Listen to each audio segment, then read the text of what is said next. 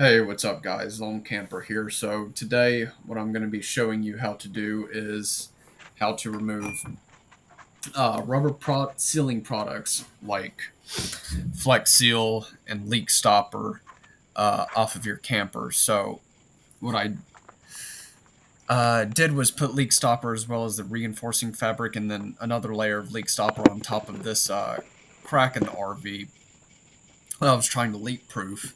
And then after that I put on some some Eternabond tape, and the rubber has extended out past the tape, and I'm not going to get any more caulk on the Eternabond tape nor the actual rubber. So what I'm going to have to do is scrub it off.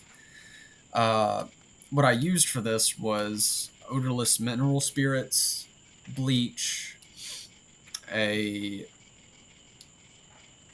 a rough scrub brush. It wasn't brass or any type of metal bristles. It was just, hard bristles on a brush, a coarse sponge, rubber gloves, a long t-shirt or long sleeve t-shirt, goggles, and a gas mask. So, oh, and I used a box fan as well, just to kind of keep the fumes off of me. So, the best percentage I have found to mix the bleach and the mineral spirits is either 50-50 or 60-40. 60% being mineral spirits, 40% being bleach. The mineral spirits seem to be doing most of the work. The bleach is more of like a catalyst, almost. Anyways, mix that up between 50-50 or 60-40%.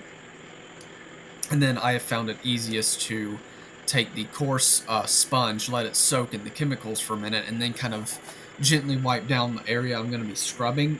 Let those chemicals soak in there for, 30 seconds maybe, and then start scrubbing it with the brush, dipping it in between the chemicals, in between each brush, or just as I need it.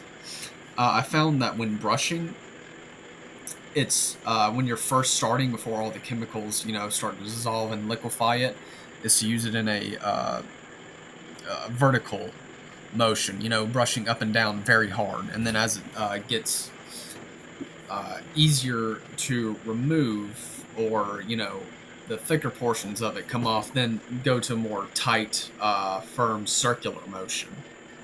I have found that to work the best. For future notes, I need to put painter's tape on next time. Yeah, I need to put painter's tape on next time, kind of around the outline, so that way if any rubber does get, outside where I want it, it's not going to matter because it's on painter's tape, and I won't have to scrub all this again. But yeah, once I get all this scrubbed off, then I'm going to put some caulk around kind of where the tape ends and the rubber, now that I have it scrubbed off where the tape and rubber end. Caulk around that. And then from there I'm going to put a final silicone paint over everything. That way everything is triple protected, because in my mind, 2 is 1, 1 is none. If I only have one thing protecting that crack from any water damage, then I don't have anything protecting it, Like, I just automatically count that safety as just done, so I'm tripling it up so that I have 2 safeties instead of, 1 or none. So that's why I'm doing all this. I've almost got the wall finished. I should have it done here in the next 2 or 3 days, and then I can start working on the roof. My plans for the roof is kind of taking it in sections, like maybe 4 or 5 feet at a time. I've got most of the old rotten wood scraped off the roof, so now I can put like new boards on it. I'm thinking about going with 1/2 inch. No, actually no, that's a little too much. Yeah, 1/2 inch is too much. Probably go with 1/4 or 3/8. yeah, 1/4 3/8 inch piece of plywood, spread it across the top, and then actually screw it into the metal frame of the RV, because the other pieces of wood were just kind of like glued on. It was mainly up to the rubber membrane that was on the roof to kind of keep everything intact, and I really don't like that. So I'm gonna screw it into the actual frame itself, and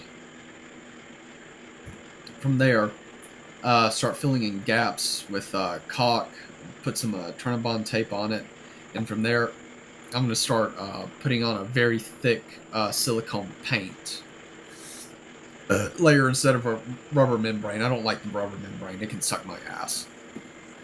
But it sucks.